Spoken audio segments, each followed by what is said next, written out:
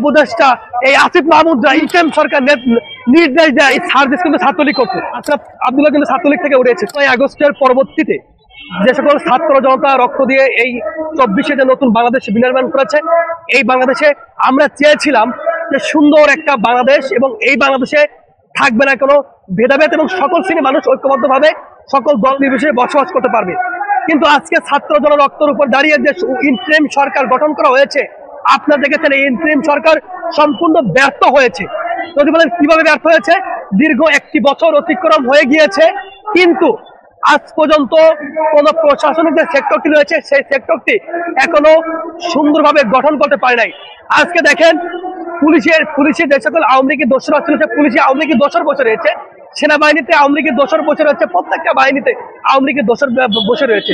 তাহলে ইন্টারিম সরকারের আসলে কাজটা কি? ইন্টারিম সরকারের যে দায়িত্বটা ছিল, তারা আমরা মনে করছি সম্পূর্ণ তাদের দায়িত্ব পালন করতে ব্যর্থ হয়েছে।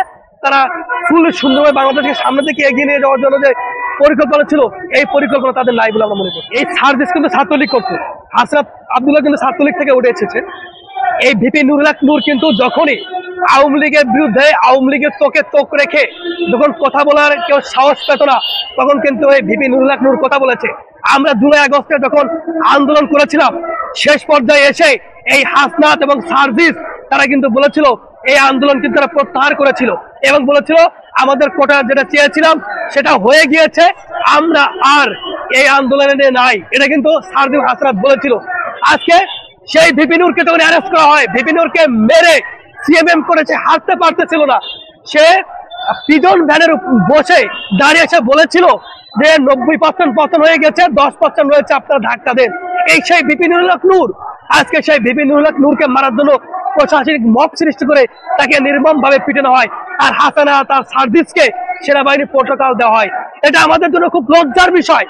আজকে আমরা যারা জুলাই আগস্টে রক্ত দিয়েছি, যারা জুলাই আগস্টে আন্দোলনরত অনেক সহযোদ্ধা এখনো বিভিন্ন হাসপাতালে কাতরাচ্ছে, তাদের সুচিকিৎসার জন্য এই হাসপাতাল ছাত্রীরা কি খোঁজ নিয়েছে? যে জুলাই ফাউন্ডেশন করা হয়েছিল, সেই জুলাই ফাউন্ডেশনের সঠিক হিসাব কি তারা দিতে পারবে না। তারা টাকা কিন্তু আত্মসাৎ করেছে বলে আমরা মনে করি। একটা বোন তার ভাইয়ের লাশ নিয়ে বিক্ষোভ মিছিল করেছিল, আপনারা জানেন। সেই ভাইয়ের লাশকে শহীদের খাতায় নাম লেখার জন্য আমি স্বয়ং সেই সচিবালয়ে গিয়েছিলাম। আজকে অনেক কষ্টের পরবর্তীতে তার নামটা আমরা শহীদদের খাতায় নিয়ে আসার জন্য আমরা পেরেছি, কিন্তু বাধা দিয়েছে কারা? এই যারা জুলাই আন্দোলনের সামনে থেকে নেতৃত্ব দিয়েছে, এই হাসনাত সার্জিসরা কিন্তু বাধা দিয়েছে। আজকে দেখেন এই সার্জিস বলেন, হাসনাত বলেন, এরা বিভিন্ন সময় টেন্ডার বাণিজ্যের সঙ্গে জড়িত হয়ে পড়েছে। যদি বলেন যে প্রমাণ আছে, অবশ্যই প্রমাণ হচ্ছে। আপনারা বিভিন্ন সময় দেখেন বিভিন্ন ঠিকাদাররা বলে হাসনাত সার্জিসরা যদি সচিবালয় বলে দেয় তাহলে তারা টেন্ডার পায়, না হলে তারা কোনো টেন্ডার পায় না। তাহলে কি হাসনাত সার্জিসরা যে ম্যান্ডেট নিয়ে এই আন্দোলন সংগ্রাম করেছিল, তারা কি আওয়ামী লীগের প্রতিষ্ঠা করার জন্য করছে?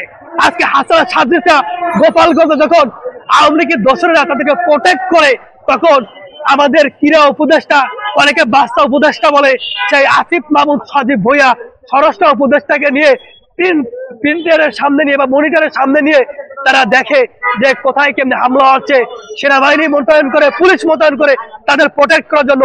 আর আমরা যখন বা গণ অধিকার পরিষদের সভাপতি নুরুল হক নূর যখন আওয়ামী লীগের দোসর জাতীয় পার্টির যে প্রধান কার্যালয় রয়েছে সেখানে তাদের উচ্ছেদ করার জন্য যায়, তখন সেই সর্বদেশটা এই আসিফ মাহমুদরা ইন্টারিম সরকার নির্দেশ দেয় যে যান গিয়ে প্রশাসনিক মব সৃষ্টি করে এই ভিপি নুরুল হক নূর সহ তার নেতা কর্মীদের পিটান।